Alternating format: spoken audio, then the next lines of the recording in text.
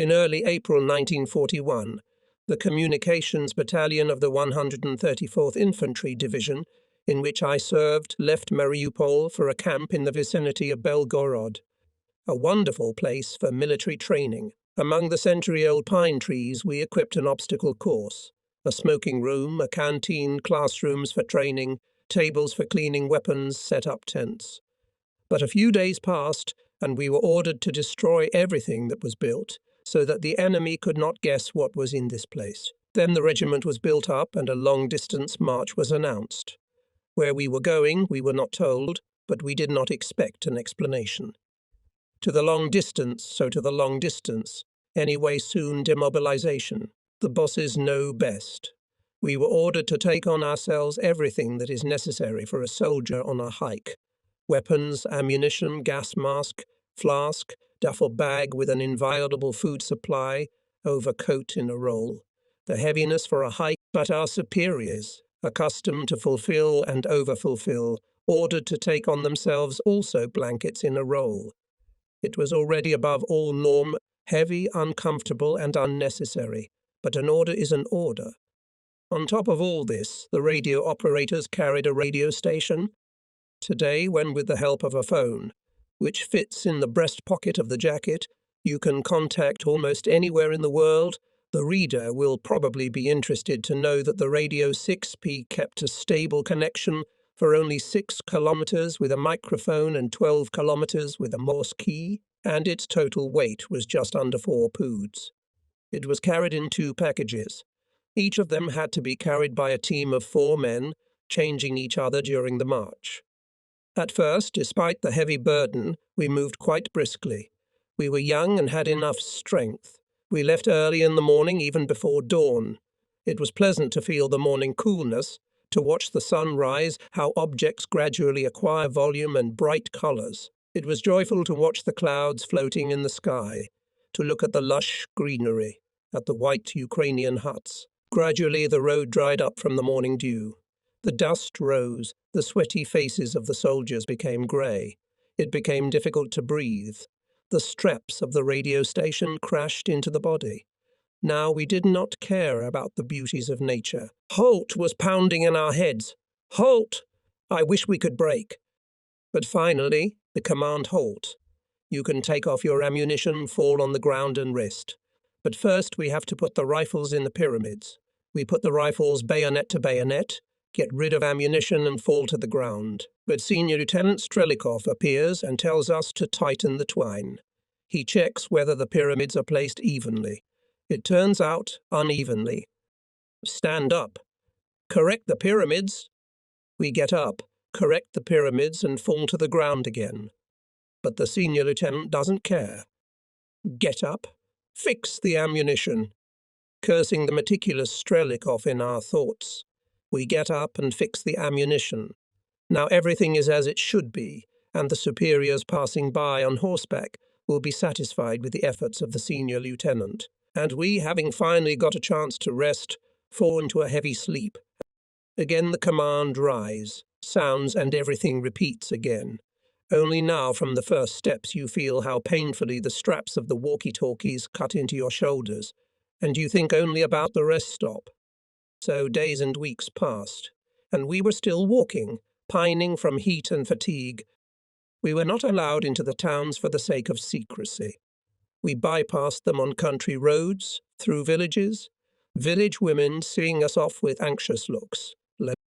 Where are they sending you boys? Are you going to war? The political instructors laughed tiredly. What war? With whom? When they see soldiers, it's war. When we went out into the steppe, we saw that other divisions were moving westward on parallel roads. But even this did not cause us gloomy forebodings. Weeks passed, and we were still marching. From fatigue, we were unable to think of anything else but rest, and we were being rushed. Step up, tighten up, don't fulfill the movement schedule. So from the Black Sea, bypassing the cities, we reached Poltava. Before the city, we stopped in a field. My friend Stepa Karnok, a stout man, a merrymaker, and a company singer, was perplexed. What are we waiting for? A Poltavian. He hoped to run to his parents. He went to his superiors, begged them to let him go. He promised to keep up. They wouldn't let him go. Why? I was surprised. After all, we are still standing. Major Yatsenko say, "In 2 weeks you'll be demobilized, then you'll see your parents." Stipa replied without enthusiasm. Yatsenko was not a bad man. He could not know that we were going to war, and that many of us and he himself would soon be dead. Toward evening the rain began to drizzle. Increasing in intensity, it turned into a downpour. We were all soaked to the skin. When night fell, we were ordered to pass through the city, but in such a way as to maintain secrecy. The city slept in darkness. We walked along its outskirts. The sparse streetlights illuminated only the slanting streams of the downpour. The dark silhouettes of houses loomed orphanously on the right. Stepa Karnak, gazing into the darkness. "My house is there." I didn't know which house he was talking about, so I kept silent and continued walking. I heard only the sound of water pouring from the sky and the squelching of hundreds of boots on the wet cobblestones. Stipa kept turning around and staring into the darkness. He saw his house for the last time in his life. They went out of town. The dim lanterns disappeared from sight. The cobblestone underfoot changed to a country road. The rain and 1,000 feet had turned it into thick, viscous mud, heavy clods sticking to the soldiers' boots. Every step was difficult, and the downpour did not stop. We should call a halt, but we could not lie down in the mud. Many soldiers slept on the move. I also fell asleep and woke up only when I bumped into those ahead of me. It dawned, and we were still dragging along, wet, tired, with clods of mud stuck on our boots. Mesifejan troubles. "One answer," said Major Yatsenko, and announced a halt. Having left the road, we fell on the wet grass and immediately fell asleep. When we woke up, the sun was already high. We wrung out our still wet clothes, cleaned our boots from mud, ATT, and went hiking again. Keep up. Pull up, guys. We're behind schedule. Behind the column, several submarines were carrying soldiers who could not endure the campaign, and I and my comrades were still holding on. So we went from the Black Sea through the whole Ukraine, and it seemed that there would be no end to this campaign. We passed Zolotonosha. From it we went along the forest roads. From time to time the roads led us to villages, and then again forests. At one of the stops we read the TASS message. The Western press is spreading false rumors about Soviet troops moving to the border. This does not correspond to reality. We are holding a planned railroad exercise, and we, who walked on foot through the whole Ukraine to the Polish border, believed in the railroad exercises and did not believe the bourgeois press. We spent the night in the forest. In the morning I was awakened by the officers of the headquarters. "No. Can you catch Moscow at your station?" "I'll try." I threw an antenna on a tree and, turning on the receiver, caught the broadcasting station Comintern. Mysing Dekem Lars bombed Kiev and Minsk. I heard and gave the headphones to the officer who was impatiently reaching for them. The officer listened to the bulletin to the end and said, "Yes, brothers, war." Soon the whole camp knew that the Germans had attacked us. Today, looking at movies about the beginning of the war, I see. They learn about the German attack and immediately bitter tears. It was not like that in life. Both on the civilian and in the army, no gloom. Everybody was in high spirits. Everybody was excited. Everybody wanted to punish the Germans for their treachery. Everybody was sure that in 2 weeks there would be nothing left of the Germans. That day we did not go anywhere, obviously. We were waiting for an order from above. At noon our calculation was summoned to the division headquarters, showed on the map a small clearing and told to deploy a Vons post on it. On the map there was a road leading to the clearing. Having found this road on the ground, we soon reached the clearing and, moving away from the road to an open place, deployed the radio. There were 3 of us. Grisha, Samko, Mukhambejambek, Shinov and me. Stipa Karnak was left on the regimental radio for more reliable communication with us. Having agreed on the time of duty, The three of us lay on the grass and looked up at the sky. White clouds were floating in the sky. The sun was shining. I could not believe that somewhere fires were burning, shells were bursting, and people were dying. The road was deserted. Only in the evening a lone brigade appeared on it. Having stopped the horse, the coachman, a young boy with a luxuriant whitish bush, came toward us. "Mo," they asked, approaching us, "is it true that there is a war?" "It is true." "And what are you listening to?" "It's a military secret, but I won't hide it from you." Mook switched to a mysterious whisper. "As soon as we see Germans, we'll inform HQ." The boy stood for a while and, turning around, went to his cart. But war has its advantages," Muck continued, joking. "At least you can get a good night's." He collapsed on the grass, blissfully closing his eyes. The first night of the war passed peacefully. I was on duty on the radio. In the morning, when it was already beginning to get grey, I handed over the duty to Grisha Samko, and I lay down on the grass, didn't sleep. "Grigory, look," said Samko. I opened my eyes. There were black clouds in the sky, and only the edge of the sky began to pinken. "Look at the road," Muck specified. He was awake too. A familiar boy and a woman were running towards us from the road. "Meptitis have jumped on our forest. Report to the proper place," said the woman, out of breath. "No. How many?" "The watchman said 5 or 6, answered the boy.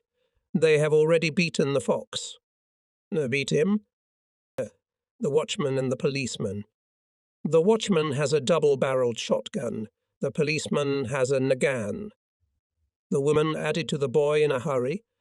Grisha Samko had already called the division headquarters.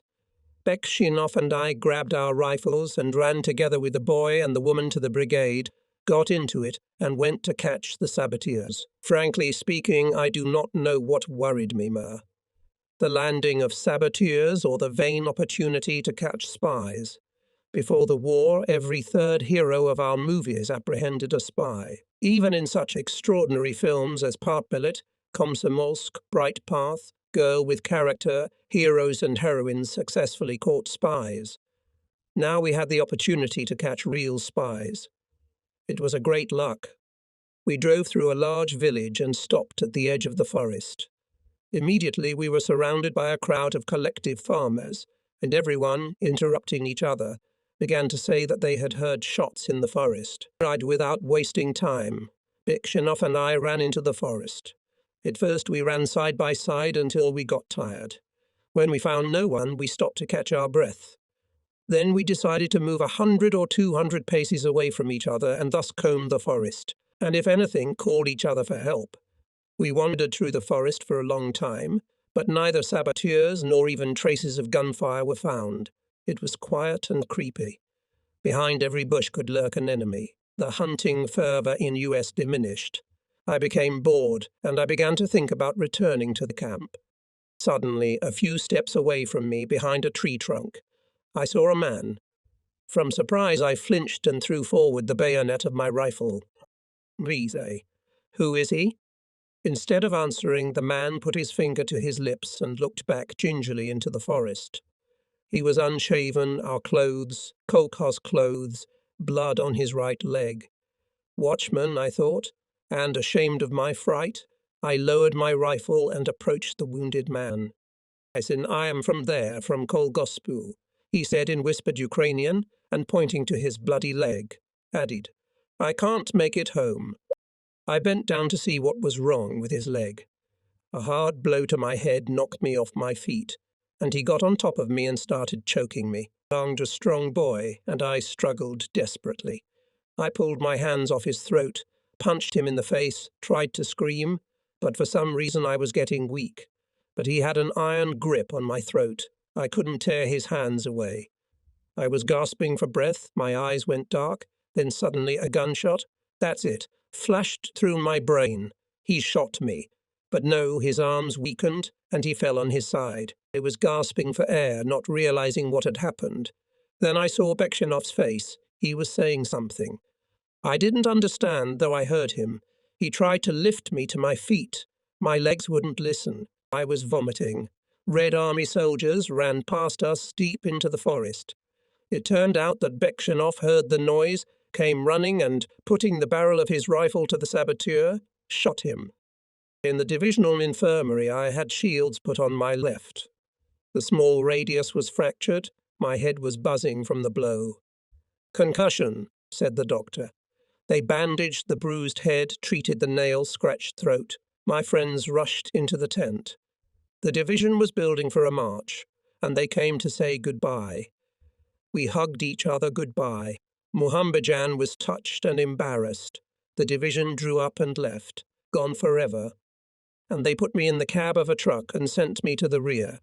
In Zolotonosha, in a normal hospital, they put a plaster cast on my arm instead of temporary shields. My head ached and buzzed. My left ear could not hear. "The eardrum is intact," said the doctor. Apparently the nerve was injured. I was sent to Kharkov by the first company train with red crosses on green cars. The whole platform was filled with people in festive clothes. A lot of flowers. A brass band was playing. Every sound echoed in my head with pain. We were the first wounded to arrive from the front. Later, when the war became everyday life, no one met the wounded. Only rare passers-by looked sadly after us. But now everything resembled a holiday. I was carefully supported on both sides by two orderlies, although I could have done without them. Proud of their mission, they led me through the festive crowd. Someone put a pouch of candy on my cast. Someone, a bunch of flowers. Someone, a glass of vodka. Vigilant orderlies removed it. In this festive confusion, I felt out of place. All the others were wounded in battle, and I in a stupid fight.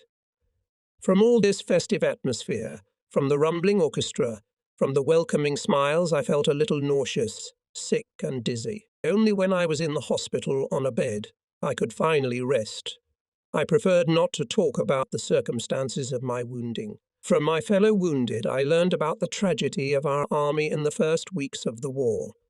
The suddenness of the German attack, the confusion and panic, the senseless heroism and death of our divisions, and the way our encircled armies surrendered to the Germans. I realized that Bekshinoff not only saved my life, but also saved me from senseless death in the chaos of the first battles and humiliating death in enemy captivity. For many years I persistently searched for Muhammadjan, my friend and saviour. But wherever I turned, I received no answer. In one of the battles we freed 17 Kazakhs from captivity. I asked each of them if they knew Muhammadjan Beksh. No, they didn't know him. When my movies began to be released, many of my fellow soldiers, acquaintances and strangers, found me. No one from this division responded. Only in the 90s I received a letter from Grisha Sumko's sister. She wrote that Grisha died a year and a half later. Where and how, it is unknown. Grisha was the oldest of us and the wisest, but not the wisdom that boasts itself, but a modest cock-lack mocking wisdom. Usually he listened to our conversations in silence, but if he spoke, everything became clear and funny. We all loved him. We loved Stepa Karnauk for his artistry. He had a beautiful voice. He sang Ukrainian songs so heartfelt and beautiful that they touched the heart. Sometimes we sang with him in two voices. Muk was loved for his cheerful disposition and respected for his unique abilities as a radio operator. Our bunks were next to each other in the barracks, and we went on dates together with girls from the Metallurgical Technical School. And every time I meet Kazakhs, I feel excitement. They are a living reminder of my friend. The young organism overcame the wounds. It was only his hearing that was in trouble. The hearing in my left ear never recovered. When I was worried, I lost my hearing completely. My right hand was healthy, and I volunteered to teach the easily wounded to receive Morse code signals by ear. Communicators were in short supply at that time. One day during class, a petty officer came into the classroom and told everyone to go out into the courtyard for an important event. In the yard there was a table covered with red kumak, on which the remains of some slogan were visible. Political information, I thought, and settled down on the grass not far from the table. At the table sat two civilians, between them a military man with glasses. They were talking animatedly about something, sometimes chuckling. A truck covered with a tent appeared. After driving across the lawn and crumpling the grass, it stopped at the table. Two Red Army soldiers with rifles jumped out of it, followed by two men in peasant clothes without belts. The military officer took on an official appearance and declared the session of the military tribunal open. Both defendants turned out to be residents of Western Ukraine, recently annexed to the Soviet Union. They were accused of refusing to take up arms. "Our faith is forbidden," explained the older defendant. The youngest, a boy in his 20s, agreed. The presiding officer invited those present to speak on the matter. The wounded were silent. "Speak out, comrades. Don't be shy," the chairman encouraged us. An amputee without one leg got up from a nearby bench. "We know these saints," he wheezed. "When we left the Baltics, they shot us in the back. Those are the soldiers," objected the accused, "and our faith doesn't allow it." The troika consulted, and the bespectacled man announced. For refusal to take up arms, the tribunal decided to award both to the highest penalty. "That's right," wheezed the amputee. The others were silent. The chairman asked the convicts about their last wish. The older one asked for borscht before his death. The younger one remained silent for a long time, then fell to his knees and begged to be spared. He was ready to take up arms. He would fight. "It's too late," said the chairman. "The decision is final and cannot be reconsidered." Then everyone, the condemned, the sentries and the assessors, climbed under the awning of the semi-truck. The chairman sat down in the cab next to the driver. The car, backing up, turned around and drove away. "Will they really shoot them?" I asked my neighbour petty officer. "What did you think?" He said, for some reason angrily. It was necessary to defend the motherland, but there was still a feeling of incomprehensible longing in my soul. Sometimes easily wounded men were released to the city vacation. I, too, asked the doctors to let me go, but as long as I had dizziness, they refused to let me go.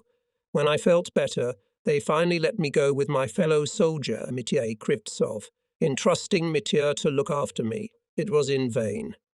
I could have done without his care. Nevertheless, we went into town together.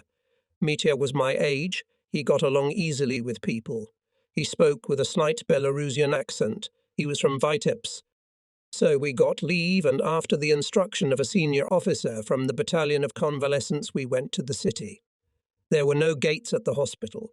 Instead of them, the hospital yard was separated from the street by an arch. At the arch stood a sentry of old servicemen. He put on his glasses, scrutinized our discharge papers and said, "Go ahead." We went outside. We asked a passing old man how to get to the center. He looked at us for a long time, thinking about something, then pointed in the direction with his hand. "Go that way." The weather was good. A light breeze was blowing the leaves of acacia trees. Passers-by were walking along the street. A passing streetcar rumbled by. The life of the city did not remind of the war going on somewhere. A group of girls passed by. We stopped, hoping that one of them would pay attention to us and talk to us. But the girls, chirping merrily, flew past. The fakir was drunk.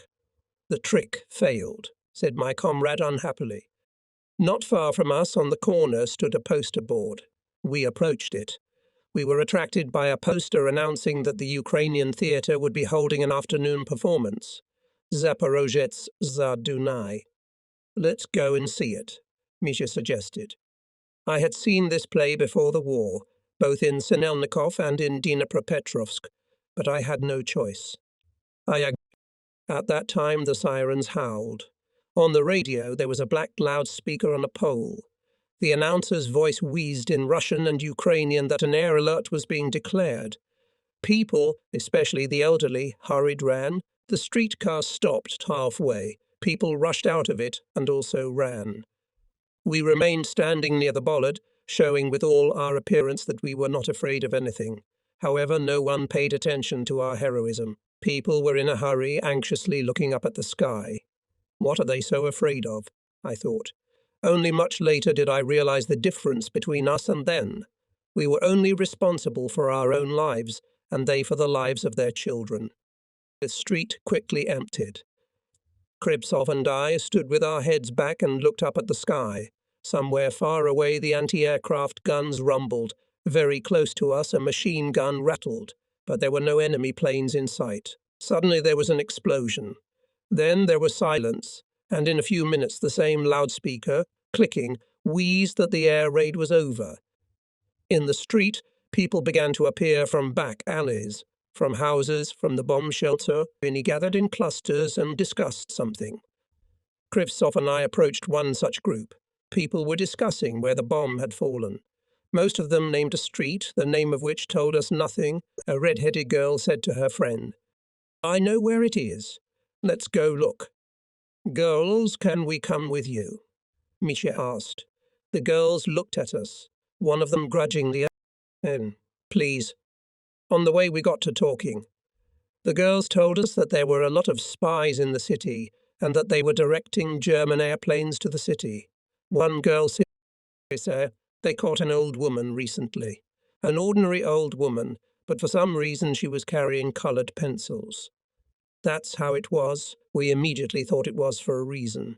We detained the old lady and took her to the police. She turned out to be a spy. "Well, a spy at once," doubted Krivtsov. "Yes." The girl insisted. She, of course, justified herself, but the policeman said, "Well, if the policeman said, then she's definitely a spy," said Misha. The redhead took offence, pulled her friend by the arm and led her away. "Hey, go on your own, if you're so smart." We continued to look for the place where the bomb had fallen, asking passers-by. The bomb had hit an apartment building that had a large bookstore on the first floor. It perforated all the floors and exploded only at the bottom. Streams of clear water ran down the street between piles of brick rubble. Turks in Russian and Ukrainian were lying all over the street. Not far from the house, a bunch of witnesses and gawkers were excitedly discussing what had happened. I was reading the titles of the books. Suddenly I came across a thick book. It was written L.V. Kuleshov, Lessons of Film Direction. My heart trembled. I was so gripped by the war that I had forgotten about my dream of becoming a director. But seeing this book, I remembered everything again, and in me with a new force ignited the dream. I picked up the book. King was heavy, 1.5 kilograms or 2 kilograms, but I could not part with it and carried it in my duffel bag for a long time. This book determined my whole future life. Much later, leaving after formation for the front, I left it with my favourite girl, promising to return for it. My favourite girl, Irina Penkova, kept it. Then there was occupation and liberation. I returned for the book, married the girl, and went to the front again. But this is another story.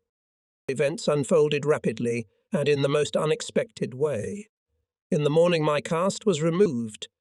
In the afternoon I was accepted as a candidate for the party, and an hour later I was already standing in the headquarters of the 1st Reserve Brigade of the Kharkov Military District in front of the desk of the major, who appointed me, a junior sergeant, commander of an infantry platoon. I could not hide I was flattered by the promotion, but I could not help saying that I am a radio operator by specialty and do not know infantry combat. Major, after listening to me, said tiredly, "If I had someone to appoint, I would not see you snotty at point-blank range. But I have no officers. You've been in the army for over a year, and in general," said the major, "orders are not discussed." I silently called out, turned around and left the office. On the street in front of the headquarters building my platoon was already waiting for me.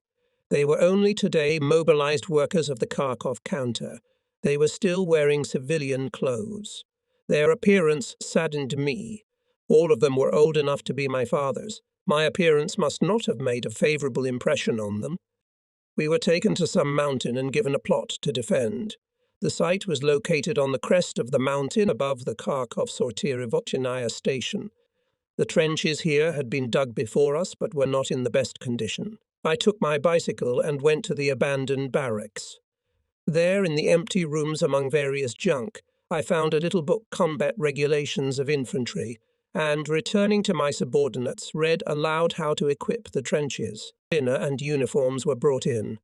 The company commander, an elderly man with a paunch, surnamed Katsiri, who had fought in the Civil War, took me out while people were eating to the field behind our trenches and said, "So, son, after dinner you will take your men to the bathhouse. You'll go straight through the wasteland." He pointed out the direction. "You'll see 2 chimneys. That's the bathhouse. Get your men suited up and go back to the trenches. Is that clear?" "Understood." It didn't bother me that he called me son. He really was old enough to be my father. Dinner dragged on till dark. I built my peddlers and led them across the vacant lot, trying not to lose my direction in the darkness. And the darkness was pitch black. You couldn't see anything, even if you poked your eyes out. I walked on, thinking about something of my own. Behind me I heard the footsteps of my subordinates. Then, when I came to my senses, I realized that I hadn't heard that sound for a long time. Gone are the peddlers, I see. I thought sinfully, but just in case I called out. "Guys, where are you?" "We're here." Turns out they weren't far from me. I came back to the voice. "What are you guys doing?" "We can't see you." "Warriors," I thought with contempt. Scared of the dark? In general, I treated my subordinates with restrained disdain. Throwing a white towel over my back, I asked, "Now do you see? Now we're sorting something out." I went ahead, proud of my idea, and in my heart calling my subordinates contemptuous names. At that time I considered myself a brave and experienced soldier, and them cowardly old men. We found a bathhouse, washed ourselves, put on new uniforms, and at dawn returned to our trenches. A semi-truck with rifles and ammunition arrived. I distributed the weapons and announced a stand-down. Among my subordinates there was one whom I did not despise as much as the others. His surname was Priya. He came to the recruiting station with his accordion and turned out to be a talented musician. And he was younger than the others. My peddlers, who were not used to sleeping in the trenches, could not fit in. Some of them groaned. And Priatko was quietly playing on his accordion the melody of a sad Ukrainian song because of the Kamyanaya mountain. Listening to this melody, I forgot myself. And suddenly there was a shock. Tanks. German tanks. I opened my eyes and looked down. At the Kharkov-Sortira-Vochnaya station, 3 tanks were slowly moving to the rails. "There is nothing to panic. These are our tanks," I calmly announced. Why would the Germans be? But the tanks shuddered and shells flew over our heads, rustling and hissing. One, another, into the gun, I heroically commanded. But all my soldiers fell to the bottom of the trench and lay motionless. I grabbed my rifle and started shooting at the tanks. The fire from the Germans intensified. Shells were flying through our trenches and my soldiers were idling. I shot back, ran around the trench, swearing and kicking my boots raised the morale of my old men. They rose to their feet, but as soon as I turned to the others, they were again at the bottom of the trench. Meanwhile, from our side the artillery began to work. Now our shells, hissing, flew over our heads and tore around the tanks. The noise of the battle was increasing. A fat man was lying in the corner of the trench wearing a gas mask upside down out of fear. I ran up to him and tore off the gas mask. The eyes that had lost their eyes from fear looked at me. "If all people were honest," he moaned, "then there would be no war." I spat with disgust and, grabbing my rifle, started shooting again. The tanks backed up, turned around and started to leave.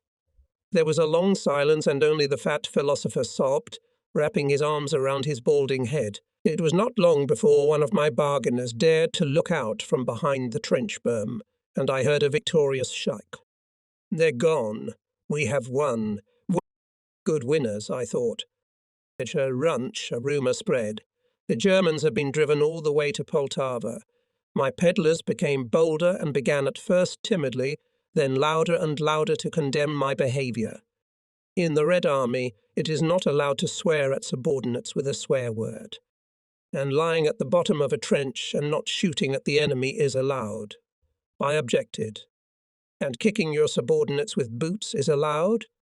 And how else to do with you, if you do not want to fight? And then it burst. They all started talking at once, pressing on me and pushing each other away with their elbows. You taught us how to fight. I'm old enough to be your fathers, and you give me boots. Shoot. Do I know how? Do I know how to load a rifle from which side? And I have no idea, and you're cursing at me. I wish I lived like this. The resentment grew. They called me a hooligan and an anti-Semite and a mucknovist. I looked at their indignant faces and thought, if there is a real fight, they will run away and I will be tried. Judgment is not terrible. Dishonour is terrible. I must resolutely give up my post. I got up and went to the company commander. The headquarters was in a small building of grey bricks. Having listened to my arguments, Mikhail Semyonovich cut aside and said, "No, son, it won't work that way. Who would you appoint in your place? You know at least something and others nothing at all." "I don't know anything." "You'll learn. You think I know anything? I fought in the Civil War and now everything is different. I'll be on understand anything.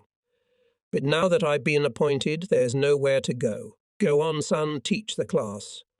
I went back to my foxhole, and again I met with unfriendly looks. I looked at them like a mouse at the grits. So I started to teach them how to use the rifle. The future looked black and hopeless. But, as always, when it seemed there was no way out, fate came to my rescue, and so it was now. While I was speculating about my unhappy fate, boots on crooked feet appeared on the trench berm. I looked up and saw an unfamiliar major. "Oh, comrades fighters," the major said loudly, addressing us. "The Central Committee of the Komsomol announces the recruitment of volunteers in the airborne troops. Who of you wants?" I did not let him finish his sentence, and, raising my hand, shouted, I wish. Having written down my data, the major asked, "Are there more willing?" There were no more willing, and the major went to the other trenches. My subordinates looked at me in surprise. "Young man," said one of them, "do you have a mom? It's the same jump to the Germans the hell on their horns, but without you." I answered rudely. "What did we do to you? Did we curse you with bad words? Did we kick you in the ribs?" I answered nothing, but only thought. Cowards, merchants. I already felt like a paratrooper, and my imagination was painting me heroic pictures. I'm going down to the Sinelnikov breeding station.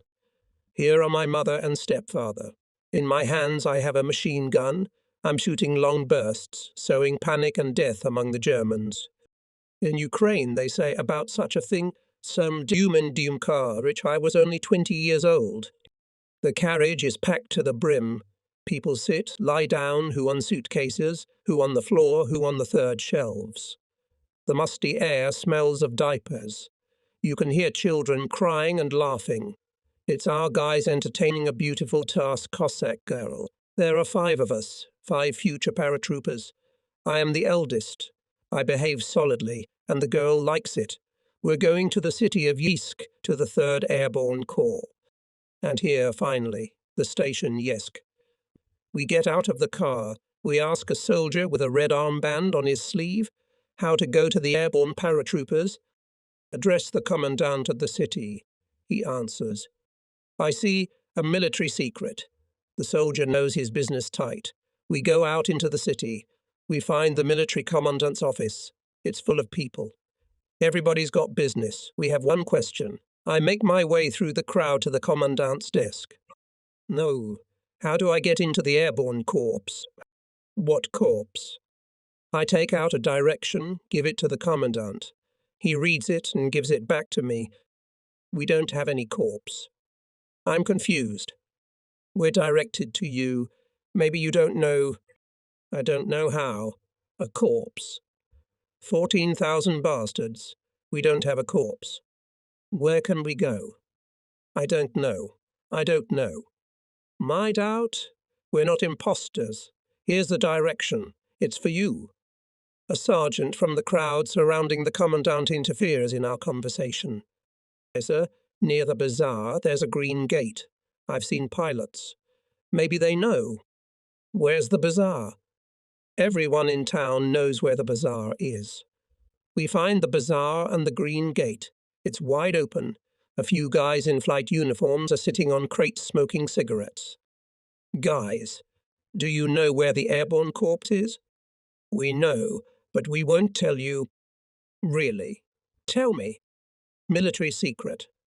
Stop talking. In a commanding voice, a petty officer comes up.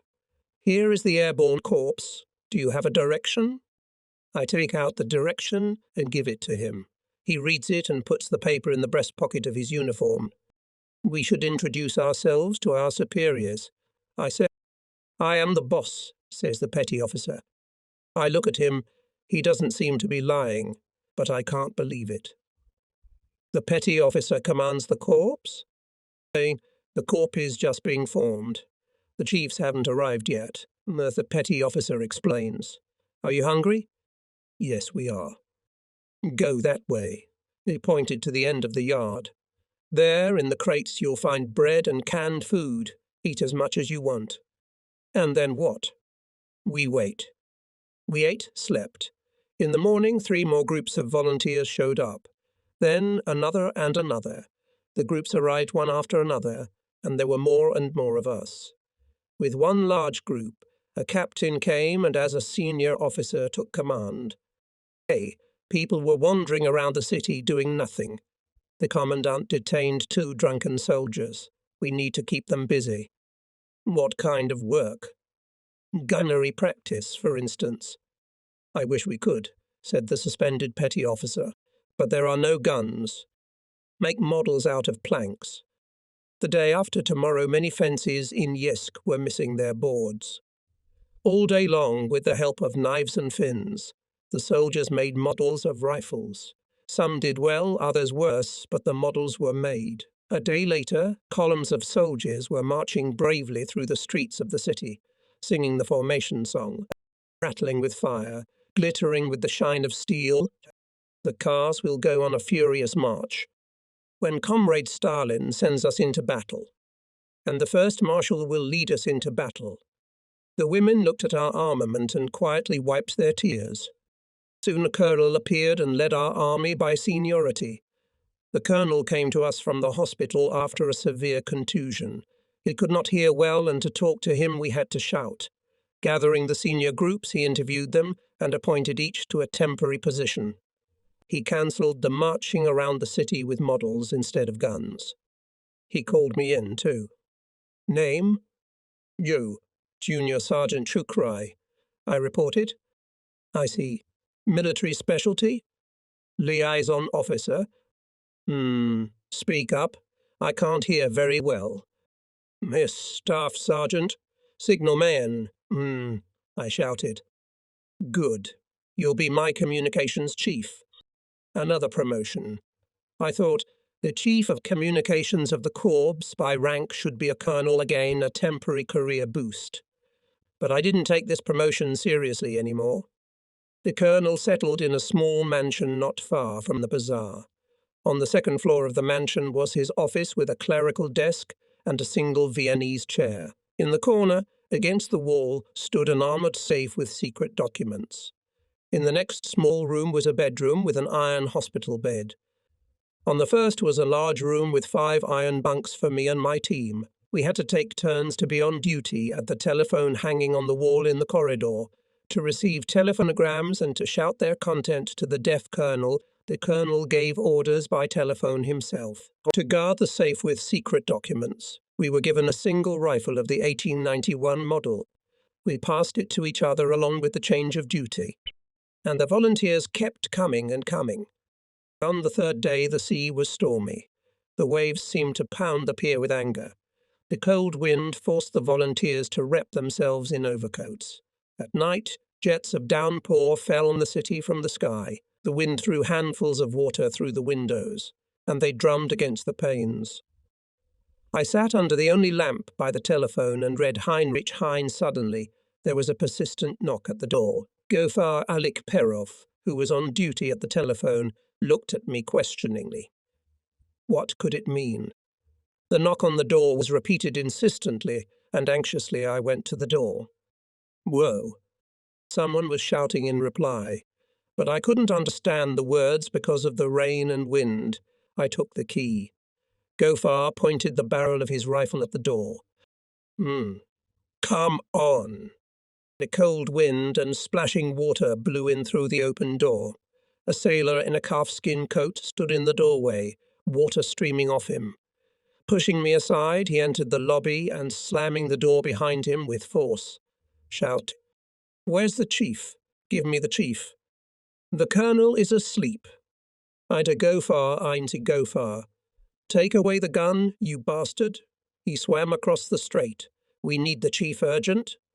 From the sailor's agitated tone and look, we realized that something important had happened. "Let's go," I said. "Let's wake him up." Going up the stairs, we stopped in front of the colonel's door. "Wait here," I said to the sailor. "I will report." The sailor nodded assent, and I noticed that he was shivering with cold and impatience. The colonel woke up, sat on the bed in his underclothes. "What is it?" "There's a sailor here to see you." "Urgent." "Urgent? Get the sailor." I opened the door. "Go on. But speak loudly, he's shell-shocked, he can't hear well." "I'm from the other side." The sailor hurriedly reported. "I swam across the strait. We need weapons." The colonel looked at the sailor in silence. It seemed that he did not quite understand him. The sailor shouted louder than before. "I'm from the other side. Berdiansk School of Military Sailors. The Germans are approaching the city. Give me your weapons. We'll die, but we won't give up the city." The colonel was silent. "Can't you hear me?" The sailor was indignant. "I have no weapons, lad," said the colonel quietly. "So, how not? Young guys, they'll die without a fight. At least give me some rifles." The colonel shouting. "I have only one rifle for the whole corps." "One for the whole corps. Do you understand?" The sailor, not understanding, looked at the colonel. "I'd give you the last of it. But I don't, and I don't have anyone to take it from." The sailor stared at him without understanding. Then suddenly he turned and walked tiredly to the door. He suddenly burst into tears, sending terrible curses to someone. When, after the war, the newspapers wrote that I am preparing a movie about the war, I received a letter from the head of the rear of General Sokol. He took offense at the press accusing his department of lack of weapons. The general proved with figures that we had enough weapons. But weapons in a warehouse don't fire themselves. People needed weapons, and where they were needed, they were in short supply. Facts, not statistics, are important. On the third day, the downpour stopped. The sun appeared, but the sea was still churning. Early in the morning we heard a burst. The phone rang. Messerschmitts raided the pier, bombing and shooting civilians. What civilians? Where did they come from on the pier? Hey, people from the other side. They crossed the strait at night. They were running away from the war, but they didn't run away. We told the colonel loudly. He listened to us in silence. What could he do? There were no anti-aircraft guns, let alone fighter planes in Yeisk. He and I wanted to go to the pier, but the order came to urgently load the personnel into wagons and go to the North Caucasus. She had to have time to load a heavy safe with documents. Not an easy thing to do. We had to confiscate bicycles from the inhabitants and load them into the train. We managed to do it all in time. Chemists who were on the pier told us later. Messerschmitts came unexpectedly, shot people on a glancing flight. They acted cruelly and with impunity. Many children and women were killed. The whole pier was in blood and corpses. I did not see it all. I was loading, but I was worried as if I had witnessed the massacre. I'd been to this town as a kid. It was a cheerful resort town. I didn't recognize it now. The same streets, the same green park, but the streets are not cheerful and deserted. Sometimes a person appears but immediately hides behind some door. There are no vacationers. The sanatoriums have been turned into hospitals. Residents complain. There is no life from the wounded. It's better for women and girls not to show their faces on the street. Men are beaten. Money is taken away. They get into drunken fights. They don't give them knives. They fight with forks. The chief of police who tried to break up a drunken brawl was killed with forks. The corps commander called soldiers who knew hand-to-hand combat and ordered to restore order in the city in 3 days, if necessary, to use force and weapons. I thought, weapons to the wounded. They have suffered in defense of the motherland. And as if in response to my thoughts, the commander said, "They are not defenders of the homeland but bandits." I cannot in such an environment to prepare paratroopers for the upcoming battles, for liberalism will be strictly punished. We got down to business and in 2 or 3 days brought order. It was strange that a small group of bandits terrorized the whole city. The debauchees resisted, shook their rights, threatened us with pitchforks, tried to evoke sympathy. We are wounded. We, too, defended our homeland and were lying in hospitals, but we didn't rob and debauch. We reacted without sentimentality, cruelly if necessary, but we brought order. And the city breathed freely. Girls considered the paratroopers heroes, doctors thank. And this. These kids come in and threaten us with pitchforks. If you talk, we'll poke your eye out. They demand alcohol and drugs. And you do. You don't want to lose an eye. The head nurse of the hospital was killed for refusing to unlock the cupboard where bottles of alcohol were kept. A gang of bandits. Thank you. Now we can treat the wounded. That was my first clear lesson in humanism. If you want to be a humanist, first eliminate bandits and thieves. This is the most humane action of those who really dream of freedom and democracy. While I was healthy, I wrote and spoke at public meetings that we don't need a 7-fingered president now. We need a president who can restore order. And then we can elect a 7-footer. Of course, a huge country is not like a small resort town, but nevertheless it is possible to restore order in the country. For this purpose we need strong power. Only strong power is capable of implementing democratic reforms. A weak one will be trampled on for years. It had to be proved, though life has already proved it. But our society is in a state of moral devastation, and people listen to fairy tales of Democrats who robbed them. Fairy tales about how now they, Democrats, will make us happy. Democracy in turmoil can only increase turmoil. Democracy under law and order can create the conditions for a country to prosper. Every time I said this, a democratic howl went up. Strong arm. We have already eaten it. We do not need a new Stalin. We already had one. And all sorts of other progressive words to which the country's wealth was most successfully plundered and its spiritual values destroyed. I agree that dictatorship is dangerous, but I am not in favor of a Stalinist dictatorship. Wasn't I the first in the Soviet Union, having deceived my superiors and censors, to make an anti-Stalinist movie Clear Sky at my own risk? And during Perestroika I created the movie Stalin and War. I hate Stalinism and have spoken out against it, when it was dangerous and when others were silent. But I am neither dogmatic about socialism nor dogmatic about democracy. I believe that dictatorship can be non-Stalinist, that it can also be a stepping stone to democracy. For a dangerously sick society, democratic exhortations are useless. Thieves, bandits, murderers recognize only force. When a person has cancer, surgery must be performed. It involves pain and blood, but it is necessary. It's also dangerous. There's no guarantee that the patient will survive, but you have to take the risk. Of course, you can limit yourself to persuasion, but then the patient will definitely die. People do not realize the state of their country.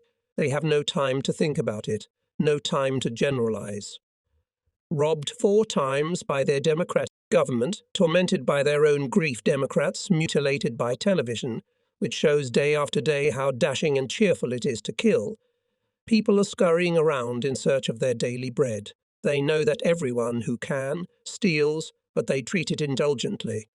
We steal too, otherwise we can't survive. And the country is dying, and the authorities are unable to protect citizens from the arbitrariness of thieves, officials, racketeers and police, and the desire of foreigners near and far to make a profit at our expense and humiliate us. The weak are beaten, and our thieves are ready to rob anyone on any territory. So we put the city in order and began our training. We were taught to really fight, to survive in extreme conditions, to shoot accurately from any position, to throw knives, to group up when falling, to parachute jump and other military wisdom. Today, I think, the country was on the verge of destruction. The Germans were approaching Moscow. And here in the Caucasus, we were taught to really fight. Someone had to organize it. The airborne troops didn't organize themselves. Someone must have foreseen that they would be needed.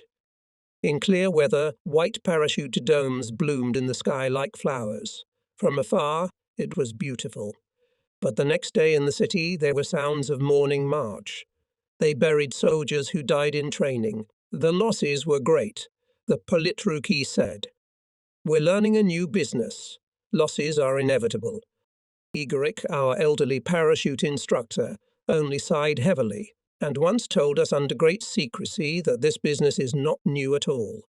That in 1932 Tukhachevsky and Uborovich on maneuvers near Kiev showed parachute landing, that foreign diplomats and military attaches opened their mouths in amazement. But then Tukhachevsky, Uborovich, Kork and other prominent military men were accused of treason and shot. Following them, many parachute instructors were killed. He himself survived only because he dislocated his leg on landing and was hospitalized. That's why now there is a shortage of experienced instructors. Igorich was silent and asked, "Only you guys, keep quiet. Otherwise I'm dead." That night I couldn't sleep. I remembered 1938 and the exposure of the group of military traitors. Tukhachevsky, Yakir, Uborovich, Kork. We were already living in Moscow then. My mother, having learned about the betrayal of Tukhachevsky's group, was depressed. "It's strange," she said. Tukhachevsky was an outstanding commander of the Civil War, and she sighed heavily. Then, looking at me, she added, "People sometimes cheat themselves." And on the streets played bands. Newspapers stigmatized despicable traitors, and the workers demanded to destroy them like rabid dogs. There was a rally in our school too. Representatives of the district committee and the Department of Public Education. Our teachers also spoke. Everyone said the same thing. Death to dogs. I was at that time an active Komsomol member and spoke too. What luck, I said, that our organs discovered and neutralized the traitors. It is frightening to imagine what might have happened in the event of war. To myself at that time I seemed advanced and principled. Today I am ashamed of these words.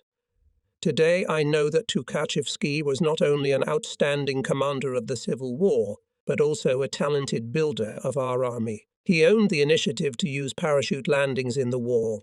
He first proposed the use of tank formations in the war. He supported scientists developing jet weapons. Tukhachevsky's group believed that war with the Germans was inevitable. Stalin hoped to pit Hitler against the capitalist West, believing that Hitler will get bogged down in this war, while we continue to build socialism in the meantime. Tukhachevsky's group interfered with this cunning plan. As a report, to animate the group of Tukhachevs. Stalin had personal motives.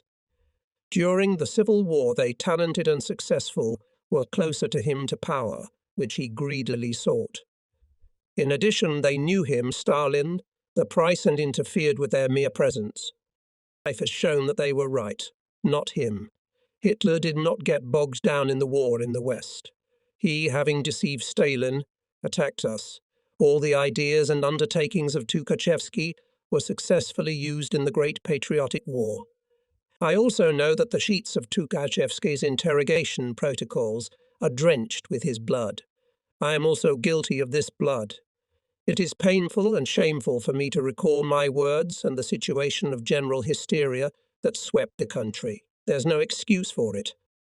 Our company was placed in a small mansion, not far from the Medsandtrud Club, a long one-story building that looked like a barn. This club hosted dances on weekends, and paratroopers often spent their free evenings there. I used to come to the dances too. If there was no girl in the club that interested me, I could stand at the wall all evening, but never asked anyone. But this night was special for me. Among the dancers, I noticed a new girl who made a big impression on me. When I noticed her, I even got excited. She was sitting with her friends. Her sweet, beautiful face radiated calm kindness, and I was pleased to look at her. But I didn't dare to ask her to dance. I saw a guy from our company, Vanya Terran, heading towards her. He approaches her and talks to her like an old acquaintance. We played another record, and he asked her girlfriend to dance. I was surprised. Why not her? If I were him, I wouldn't have asked anyone but this girl. When the dance was over and Vanya was escorting his partner to her seat, I grabbed his hand and excitedly asked, "Ivan, who is this girl?" "My partner." "No, the one next to her. The one you were talking to, Irina Penkova. We went to college together." "Introduce me." I saw how, having escorted his partner back to her seat, Vanya spoke to the same girl. She shot her eyes in my direction and immediately turned away, hiding her interest in me. But for me that look was a whole event. Then Vanya Taran, as if casually strolling through the hall, brought me to her and introduced me. And, of course, I asked her to dance. I don't remember what we talked about while dancing. I only remember that I asked her why I hadn't seen her before. We were in the trenches. "Digging anti-tank ditches," she explained. After the dance, I went to see her off. Her younger sister, Lyuba, was with her. And again we talked about something, and this conversation had a special, only to us understandable, deep meaning. I did not want to part with her. I asked her, "When will we meet again?" "I don't know," she replied, embarrassed. "Let's meet again in 3 days," Nuba suggested. "Where?" "At the city movie theatre." Lyuba took the initiative in this matter. For 3 days I didn't walk, but flew, waiting for a date.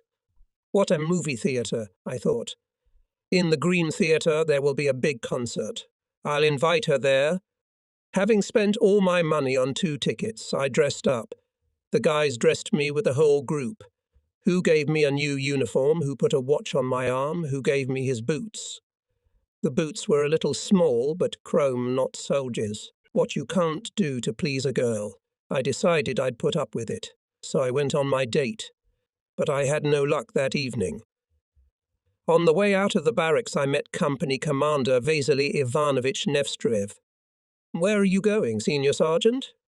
"To the city, Comrade Captain."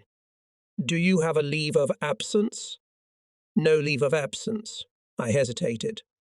"The officers have left." "Why were you so dressed up?" "I'm in a hurry. I have a date with a nice girl." Nevstrev was a kind commander. "Well, if it's a nice girl," he said, smiling, "go ahead. If a patrol stops you, sigh." With the permission of the company commander, I didn't finish the conversation. I looked at my watch. There was not much time left before the meeting. I ran to the cinema and then realized my mistake. My boots were stinging mercilessly. It was unbearably painful to run in them. I ran to the movie theatre. Irina was gone. Must be waiting for me in the foyer. I went into the foyer. The checker wouldn't let me in. I went to the box office. No tickets. I went to the receptionist. No tickets. 1 ticket? My life depends on it. I begged. Well, if life... The administrator took out some book and, taking his time turning the pages, began to look for a ticket, saying, well, if life depends. Finally, having found the ticket, he gave it to me. No money. I run into the foyer and she's gone. She's obviously gone into the auditorium. I'm in the auditorium. I'm walking down the aisle looking for her in the rows. Irina's not here. She didn't show up. I was disappointed after standing near the theatre and not waiting for her, limping. I weave to the Green Theatre. I hope to sell tickets, but there are no one willing to buy. To hell with them, with tickets. I want to leave. Suddenly some girl, I saw her at a dance, asks for an extra ticket. I have an extra one. How much? She asks me the price. I show her the tickets. When she saw the price, she even shrieked. Oh, how expensive. I was embarrassed. I offer such tickets to a student. I'm justifying myself. I'm not selling. I'm inviting. Let's go together. But it's so expensive. Elder's waiting for my girlfriend, but she didn't, I explain. We enter the auditorium. My travelling companion asks, "Why are you limping like that?" I landed badly. I thought of it right away. We sit down in our seats. Our neighbours, owners of expensive tickets, look at us with suspicion. A general with his wife and an old man in a fancy suit. Before the war, the best artists traditionally came to Esentuki. They still do. But I didn't care about the concert. I thought, why didn't she come? At intermission I noticed that some young couple was looking at us and smiling badly. Why are they looking at us like that? Asks my travelling companion. I don't know. And the young couple is heading straight towards us, and the girl, having measured my travelling companion with a glance, says to me, "Here you are, it turns out where you are. And Irina and I were waiting for you at the movie theatre." I feel like a criminal caught in the act and try to explain something. But she just nods meaningfully. I mean, we know you. The bell rings and the second half of the concert begins. And again I look at the stage and see nothing. I just think, how unfortunate it all turned out. I'm ashamed and hurt. I feel endlessly guilty before Irina and afraid of losing her. When the concert is over, I, having apologized to my travelling companion, approach Irina's girlfriend. "I'm begging you. Tell Irina that it's a misunderstanding, and I'll be waiting for her on Sunday at the club." All the days until Sunday I'm thinking how to explain to Irina what happened to me. And the more I think, the more I despair. Everything is very improbable. Will she believe me? On Sunday, tormented by doubts, I go to the club. Irina is there. I approach her and ask her to dance. She agrees as if nothing had happened. We dance, and I keep thinking how to start a conversation that's difficult for me. Finally, I decide. I start babbling some words. "Let's not talk about it." Irina interrupts me. I look at her. Why did she say that? Is she offended? No. She's smiling at me. She really doesn't want to talk about this nonsense. God, what a girl. She's so nice and easy to be with. I rejoice. It's like a mountain has been lifted off my shoulder. I see her off and again dare to ask when we'll meet. We agree in a week at the city library. Sunday is a week away. I was holding a hand-to-hand combat class in front of our mansion. Usually a crowd of curious people gathered to watch the class. Suddenly in this crowd I noticed Irina and Luba. That's when I decided to spread my peacock tail to show what I can do. I spectacularly took away from an imaginary opponent knife, disarmed the enemy sentry, threw over myself big guys, and I got so carried away that I didn't notice when the girls left. We ate in the canteen of the fighter company. In the mornings we walked to the canteen past the station, through the wasteland. Nevstriev instructed me to lead the line. Irina was in a hurry to catch an electric train. Usually we met her on the vacant lot, and I exchanged a glance or a few words with her. These moments made me happy for the whole day. Approaching our formation, she would hear only ch-ch and realize that it was about me and her. Pavlusha Krenz in this camping. Pavlusha Kermes, Zhora Kondrashov and Leshka Motsak. I introduced them to Irina, and one day we all went together to the Green Theatre for a concert. My friends liked Irina. In a small town where everyone knows about everyone, the rumour spread that Irina walks with simple soldiers. Public opinion believed that Irina, with her looks, should have picked up at least an officer. Irina knew this, but paid no attention.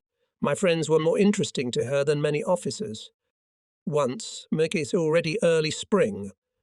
In Pyatigorsk at the train station she met Leshka Motsak. He asked her why she was here.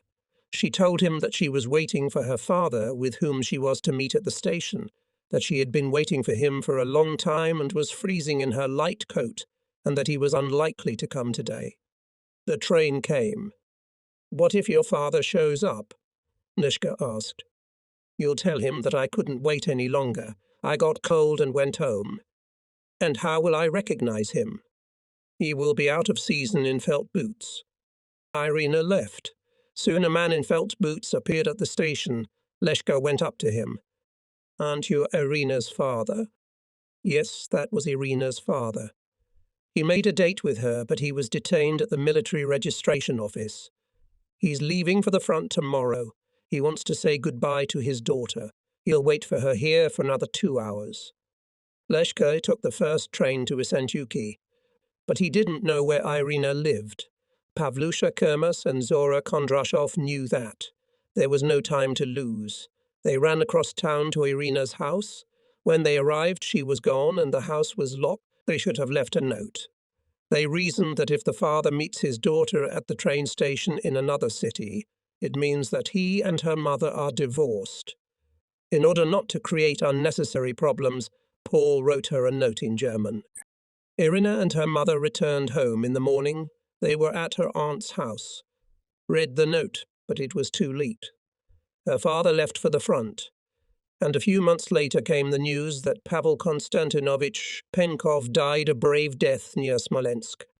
I anxiously awaited a date, but an hour before the date Nevstroyev ordered to send Kermas and me with a new radio eye in the headquarters of the corps. The time of the date coincided with the time of the call. Still, I found 10 minutes to run into the library. Irina was waiting for me at the table where an electric lamp under a lampshade was burning. In its light, Irina was very beautiful, and I admired. When I ran to the corps headquarters, Kermas was already in place and waiting for me. The adjutant went to report our arrival and soon invited us to the general's office. In the office sat another major and a man in civilian clothes. "We decided to entrust you with a responsible task," said the general. "We have lost contact with the Enya partisan detachment. You must jump to the location of the detachment with a radio RB and restore communication. You'll get your call signs on the spot. And you, Sergeant," the general turned to Kermas, "should try to establish a partisan radio. They say you're good at it. Can you do it?" "Try, Comrade General." "No, Comrade to classification." "Nikolai Nikolaevich, you," the civilian said. "He's in charge. Execute all his demands. A rickety Fordic delivered us to the airfield." Nikolai Nikolaevich was silent the whole time. "We were placed in some warehouse and asked to wait. And now let's get acquainted," he suggested, smiling. We introduced ourselves. After listening to us carefully, he told us about himself. Before the war, he taught Russian language and literature in a Kalmyk secondary school. He loves Kalmykia, knows its history. His wife is Kalmyk. He was not taken into the army because of his illness. He has tuberculosis. He writes essays for the local newspaper. Sometimes he's published in Krasnaya Zvezda. He's been to the partisans, where we're going twice. They know him there. His Kalmyk pupils are now in the army. They often write him letters. He has a son and a daughter in Kalmykia.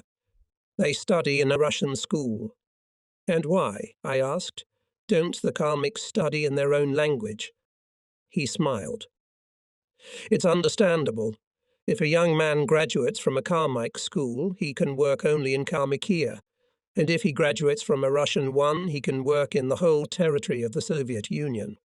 Besides, through the Russian language, for example, I am introducing Kalmyks to the great Russian literature, and this is a great wealth. We have a saying, 'One language is one life, 2 languages are 2 lives.' The Kalmyks have their own poetry. He loves it for its peculiar colouring and wisdom, but he who knows Russian literature is twice as rich." A man in flight overalls entered the warehouse and interrupted our conversation. "The plane has arrived." Come out to the field. It turned out that there was already cargo in the U-2 airplane, and all three of us would not fit in it. We'll split into 2 flights. You will fly with me with the radio, and Sergeant Kermaz will come on the second flight. The main thing now is to establish communication as soon as possible, and repairs can wait, said Nikolai Nikolaevich. Evil and I were upset, but obeyed the decision of the senior officer. The man in overalls helped to spin the propeller. The airplane sprinted across the field and gained altitude. Under the wing of the plane showed signal fires in the form of an equilateral triangle. Nikolai Nikolaevich climbed out on the wing, pushed off, and flew down. I jumped after him. Already in the air I saw how his parachute opened, how it was picked up by the wind and carried somewhere to the side. When he reached the ground, Nikolai Nikolaevich hit the ice, broke through it and disappeared under the water. Having landed, I quickly unbuckled my parachute, took off my radio and rushed to help the senior, but after running about 10 meters I also fell under the ice. Partisans pulled us out of the water. We understuck. We had to move in order not to freeze, but in the wind our clothes iced up and we could not move. We were put on parachute cloths and dragged into the forest. There, in a hot, heated forest guardhouse, we were undressed, wrapped in tulupas, and our clothes were hung over the stove to dry. By morning our clothes were dry. We got dressed, wrapped ourselves in tuluks, and went by sledges to the forest to the detachment. There I unfolded the radio and restored the lost connection. Nikolai Nikolaevich and the detachment commander immediately used it. Partisan radio operators turned out to be smart guys and quickly mastered the new radio. I began to fix the partisan radio. The work was not going well. Everything fell out of my hands. My head hurt. My forehead was hot. I realized that I was getting sick, so I went to the medical dugout. There the nurse took my temperature. The temperature was high, and I was left in the dugout. Soon Nikolai Nikolaevich was brought into the dugout and laid on a neighboring bed. He greedily gulped air, flared his nostrils, soon forgot himself and fell asleep. In the morning the plane with Kermaz arrived. We decided to send us to the big land, but Nikolai Nikolaevich refused. The sergeant has completed his task. He said about me, I have not yet. But your condition is serious. You need to be treated, said the sister. Don't worry, sister. You can't even beat me with a stick. My father bathed in an ice hole until he was old. But he was naked, and you are in your clothes, said the sister. Don't persuade me. I won't go. By evening, Kermaz fixed the local radio, and we flew together to Essenchuki. There I was admitted to the hospital. Nikolai Nikolaevich, unfortunately, overestimated his strength. A month later he died. I was found to have pneumonia. My friends often visited me.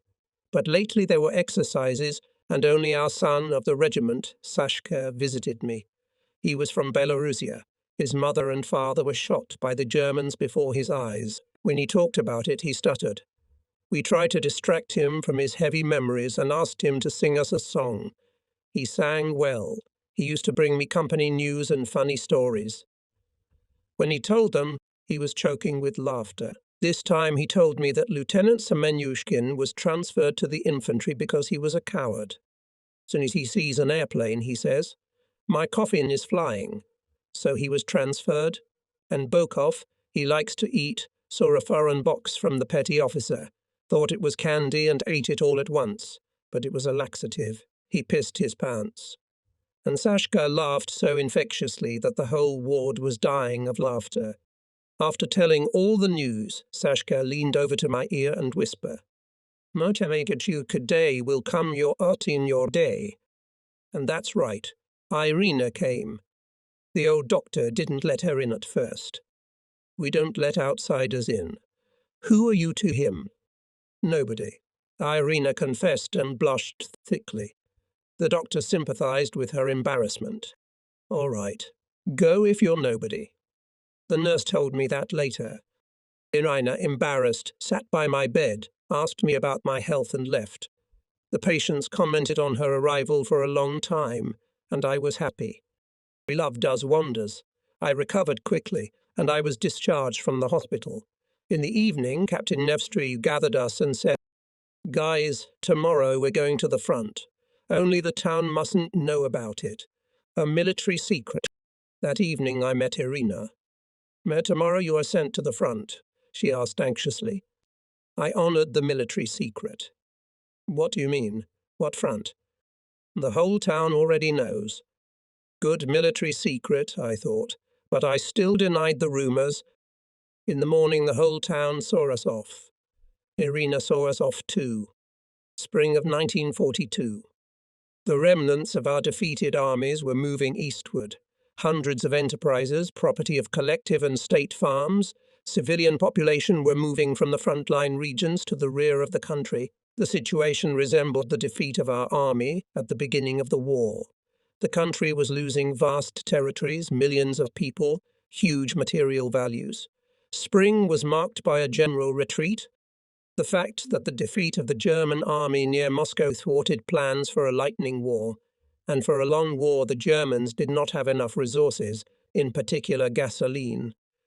Angry Hitler removed from command his prominent generals and himself headed the German armed forces. With the help of disinformation, he managed to convince our command that in the spring of 1942 he would strike a blow on the Central Front, bypass Moscow from the south and turning to the north, cut it off from the Urals, our military-industrial complex. Such a plan, had it materialized, would have put us in a difficult position. But Hitler's actual plan was far more insidious. In order to win this war, it was not necessary to destroy the enemy's manpower. It was enough to deprive the army of oil and gasoline. Deprived of fuel, airplanes will not take to the air. Tractors carrying artillery, tanks and vehicles bringing ammunition will stop, and the country, deprived of fuel, will be defeated, wanting to seize the military initiative. We were the first to strike on the Central Front, but were defeated in the Kharkov area and lost a large number of manpower, weapons and ammunition. And Hitler with huge forces rushed south for the Caucasian oil and to Stalingrad, a communications hub through which the Caucasian oil flowed. On the way of the Germans there were no our troops. Our main forces and reserves were concentrated south of Moscow.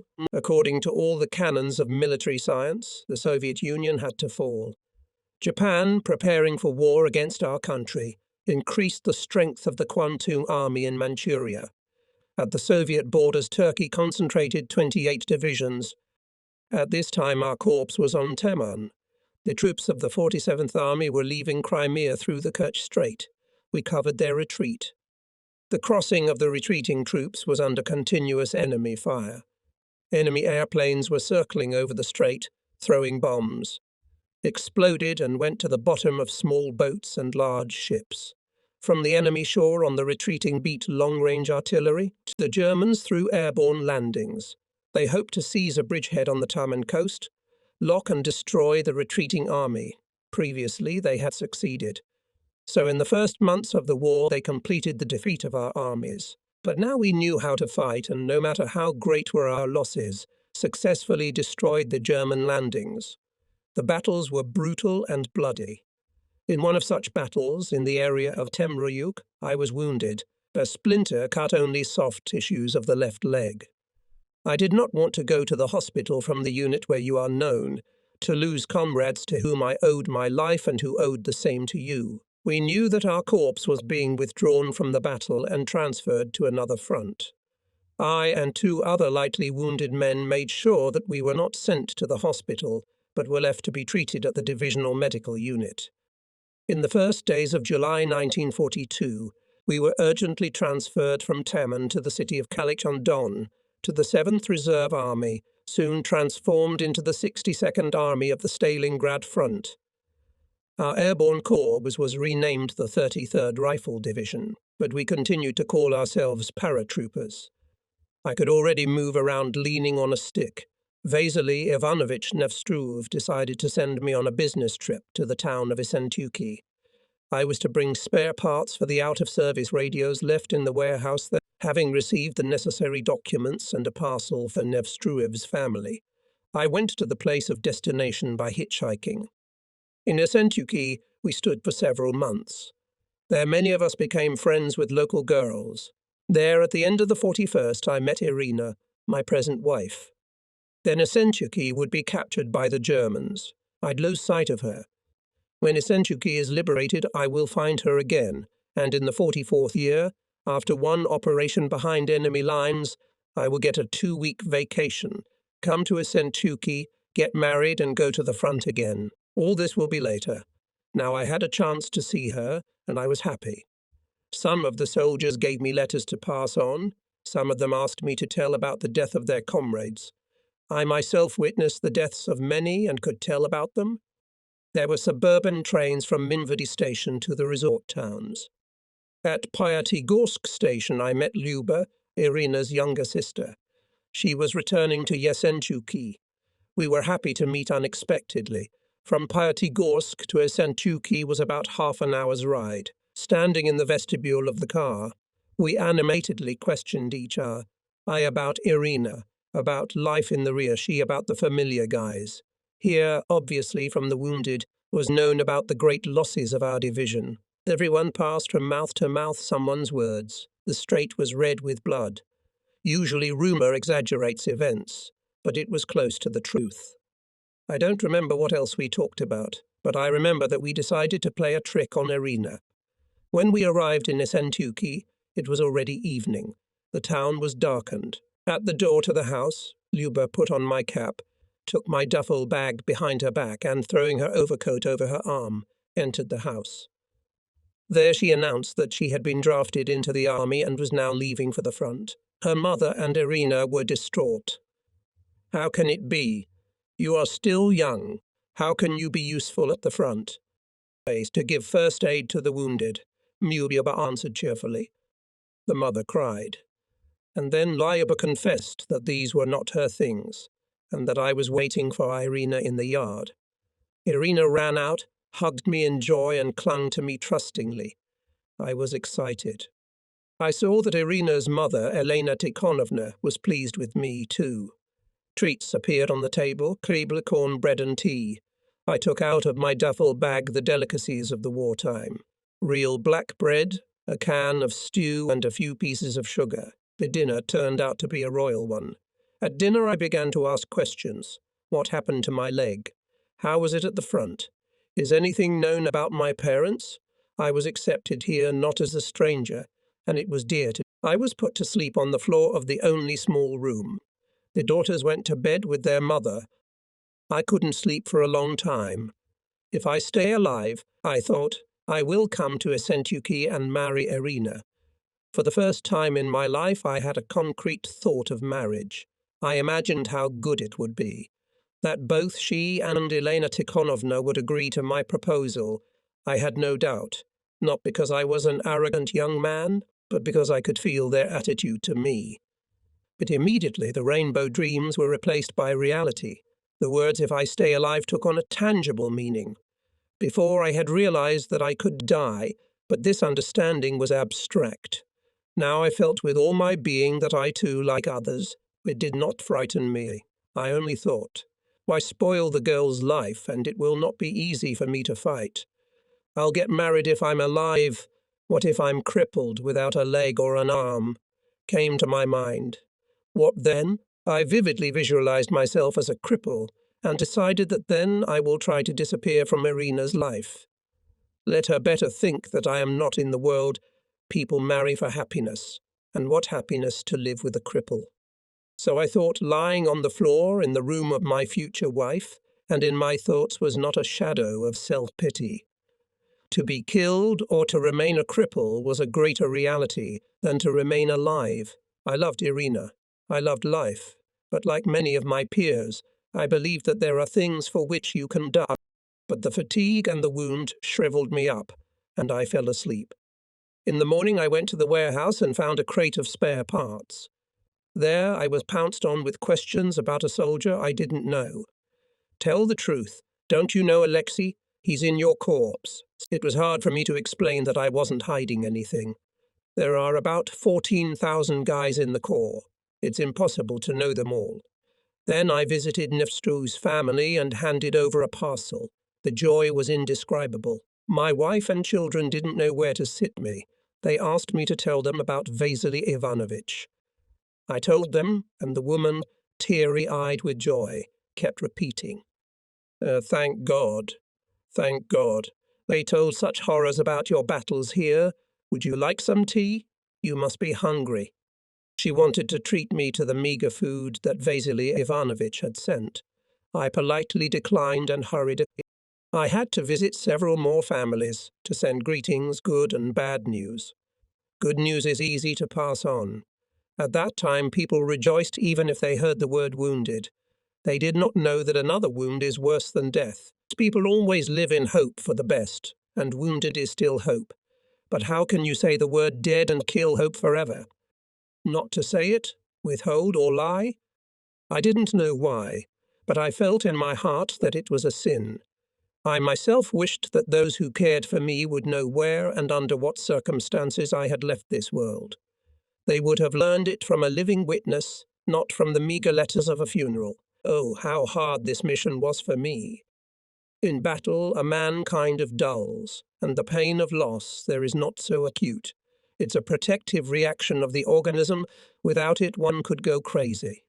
The real reaction to the experience comes later when the battle is over and you find yourself in a hospital or in a relatively calm environment. That's when the details of the battle and the death of comrades resurface in your memory with all the sharpness, and many details of the experience cause you pain and horror.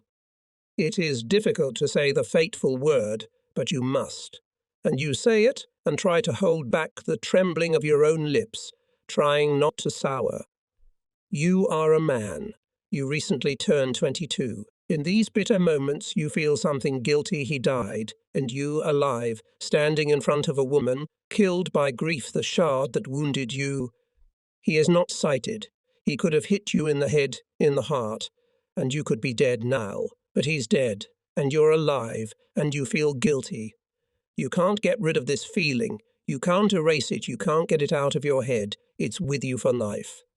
So, spreading joy and sorrow, I completed my mission, said goodbye to everyone, took the box with spare lamps and returned to my unit. Irina saw me off all the way to Minvod. She was wearing a light-coloured dress with frills on her chest. Her hair was golden from the sun. It seemed to me that everyone around, like me, admired her. I was proud and in love. I was happy. Here, our much-thinned division was replenished with new fighters and prepared for new battles. There was a shortage of officers. A lot of them had fallen on Taman. The command assigned officer ranks to the fighters who had been in the battles and showed themselves well. My friend Pavel Kermes and I were promoted to the rank of junior lieutenant. I was appointed commander of the division radio platoon, and Pavel, head of the division radio station. War is war. But when spring comes, buds blossom, trees are covered with leaves, and the earth somehow smells in a special way. And to a man, when he is 20 years old, comes the time of love. And I was not the only one who was in love at that time. My friend Pavlusha fell in love with Tanya Lisishkina, whom he met in Kalak. How modestly and beautifully he experienced his falling in love. Then in our relations with girls there was no shadow of today's cynicism. The town of Kalak is about 120 kilometers west of Stalingrad. Replenished with new personnel, our division was moved another 80 kilometers west of Kalak. We were marching towards the enemy to meet and delay the German hordes coming to Stalingrad. At that time, I could not go in the line yet. I was riding in the car with the division radio station. In a cloud of dust raised by the column, you can't see the road 5 steps ahead. Dust crunches on teeth, blinds eyes, sits on sweaty faces. Wet gymnasts stuck to their backs. Our car is overtaking or lagging behind the column. The engine, overheated from the heat, dies. There is nowhere to get water. All around is flat, dry, wormwood-covered steppe, cut by deep ravines. Okay, we wait until the engine cools down, then we catch up with the column. We passed the village of Oblinskaya, turned around, took the defence and immediately began to dig trenches. We knew. The enemy is approaching somewhere. But where? We threw a cat on the telegraph wires and started calling. "We are the Soviet army. Somebody call out." In reply, there was silence. Only the wires buzzed. When the hope of hearing someone dried up, suddenly a thin voice called out. A telephonist. "Oh, I'm listening." "What your time's in?" "The telephone operator." "Where are you?" "In the village." What's the name of the village?" "No. Chernyshevskaya." "Chernyshevskaya village is 30 kilometers away." "What's going on here?" "Our men are gone. Everyone's gone into hiding. I'm leaving too." "Are you a COMSO member?" "Yes." "You'll help us if you look out the window and tell us everything you see." She lighted up at once with a frightened voice. "Okay." After a few minutes, we asked, "The girl, are you still there?" "Yes." "Don't go. Look out the window." "I'm looking." "What do you see?" "Nothing. Just the sound of engines." "Airplanes?" "I don't know." A little more time passes. We call out, no answer. We call again and again, same result. We decide the girl's gone. Suddenly her voice comes again. "Are you listening?" She's breathing heavily into the receiver. "Yes, we're listening." "Why didn't you answer?" She speaks quickly, frightened. "I ran to see. The Germans are approaching the village. Tanks." "A lot of them?" "Yes, they're coming in." The connection was cut off at half a word. That's how we found out that the Germans were already in Chernyshevskaya. I don't know who that girl was and what happened to her afterwards, but I remember her frightened voice for the rest of my life. She helped us a lot. Today, belonging to the Komsomol is perceived as something unconditionally negative. At the word Komsomol draws some primitive creature whose brains are brainwashed by socialist propaganda, but this is not true at all. They were primitive beings, but they were few. At least less than today's punks. Most of them were normal people who believed that belonging to the Komsomol obliged them to be honest, unselfish, and to serve as an example to others by their behavior. They dressed more modestly than they do now, but they were no less attractive to us. They did not know how to flirt, did not care, as they do now, about their sexuality, but we loved our girls, and the birth rate was high. They didn't make love, they loved, and they knew that love was not entertainment, not pleasure, but happiness. I was a Komsomol member, and I'm not ashamed of it. It was getting dark. We realized that tanks wouldn't come at us from the start. The Germans preferred not to fight at night. In the trench, by the light of a pocket flashlight, we were read the famous Order 227 Dublin. Fascist generals, and after them, and our clever people, explained this order the steadfastness of our soldiers and ultimately our victory. They are convinced that our stubborn resistance is a consequence of the organization of detachments against cowards and panics. In their minds, there is a terrible picture. In front of the Germans, behind machine guns, barrier detachments, the soldier has nowhere to go, and he is frightened to win. They judge us by ourselves. They think you can win by fear. Beaten German generals have forgotten that in their army barrier units were introduced before us, but it did not prevent them from retreating from Stalingrad to Berlin. And we, you see, were frightened of the barrier troops and won with fright, stupidity, and love. Order 227 really played an important role in the history of the Patriotic War. But not the organization of barrier troops was the reason for it.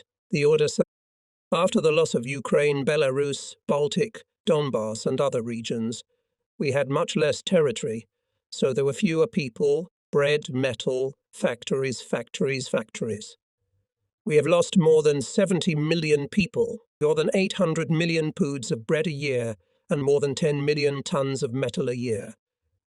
We no longer have now the predominance over the Germans, neither in human reserves nor in bread reserves. To retreat further means to ruin ourselves and to ruin our motherland. More than half a century has passed since then, and I still remember these words. I remember how they shook all of us. Before that, our propaganda was protecting our tranquility. We had already left the city a week ago, and the radio, in order not to worry the listeners, reported that heavy fighting was going on in the city. We are used to soothing untruths, but this order did not hide the bitter truth from us. It means that things are really very bad, and the time has come to either give in to the enemy or die.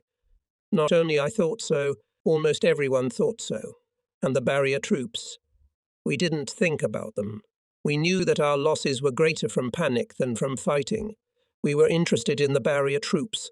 Today, thinking about Order 2227, I realized the power of truth. When we were comfortingly lied to, we retreated and reached the Volga. When we were told the truth, we began to advance and reached Berlin. I hate the philosophy of cowards. It is not cowards who win, but people who have conquered fear in themselves. At dawn, an officer from the 62nd Army headquarters came to us. Division Commander A.F. Afanasyev introduced him as an instructor on fighting tanks. Brothers, the instructor addressed us. The motherland cannot give you enough anti-tank means. The ones you have are not enough. There will be many tanks. A lot of tanks. I have brought you a formidable weapon in the fight against tanks. Ordinary bottles with a flammable mixture. I'll explain to you how to use them. The main thing is not to worry. The instructor began his explanation. A tank is coming at you. He is firing at you from the gun. But the main thing is not to worry and wait. We are not new at the front. We knew what it means not to worry when a tank is coming at you and fires at you from a cannon. Not that your soul, the earth shudders from the explosions of shells. There's a dreary coldness in your heart. If you have not yet been hit by shrapnel, you are sprinkled with clods of earth. And next to your already bleeding and moaning wounded day, do not worry. All right, let's keep listening. The tank is getting closer. Now he can no longer fire from the gun. The instructor continues enthusiastically. Dead space. The barrel doesn't tilt further. It fires from the machine gun. Many can't stand it. Jump out of the trench. You shouldn't do that. You'll be mowed down by the first burst. Is that clear? Understandable. How not to understand? The tank is very close. The instructor continues. Yet it can crush you with its tracks. Many people throw a bottle at its forehead out of fear. It's dangerous. The fuel will burn, but he doesn't give a damn. You only find yourself, he'll start to iron the trench, and you know what that means. We know very well what trenching means. The tank turns on the trench, the earth collapses and buries people alive, and the tank tampers the earth, irons it. A terrible death. It is necessary not to worry.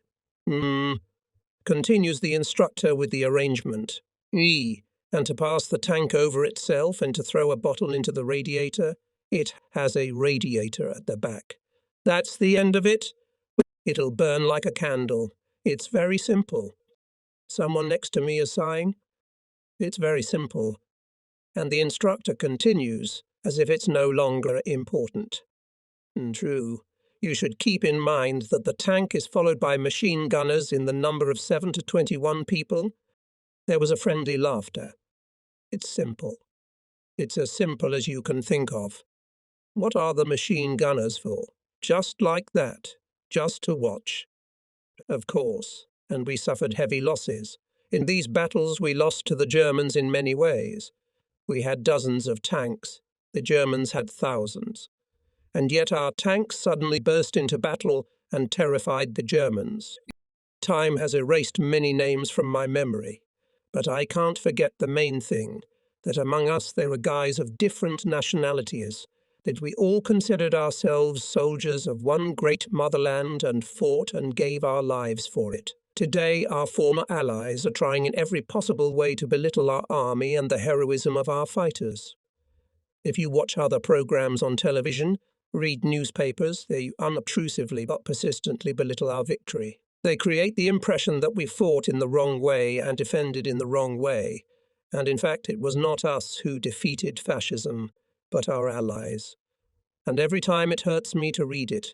They sigh, we fought for Stalin and this should be a shame for us. Nonsense. We had more important reasons to die. The Germans made no secret of the fact that they wanted to take our land from us and turn us into their slaves. It was not just words. not propaganda. This desire permeated their behavior on our land. We did not want our people, our parents, our favorite girls, and even ourselves to become someone's slaves. Is it not enough to go to death and win? We were hastily entrenching ourselves. There was little time left before contact with the enemy. To create a reliable line of defense in a few hours is impossible. Our command decided not to wait for the enemy to attack us, but to attack him ourselves. This allowed us to gain time. An advanced detachment was formed, which moved towards the enemy and struck at the village Chernyshevskaya. The battle began at night, unexpectedly for the Germans. At first they thought that they were attacked by partisans, but soon realized that regular troops were fighting against them. Such audacity they did not expect. At that time they were confident in their strength and expected a quick victory over us. They marched to the Caucasus and Stalingrad without meeting any resistance. They were the masters of the situation, and here it was not them who were attacking, but they were being attacked.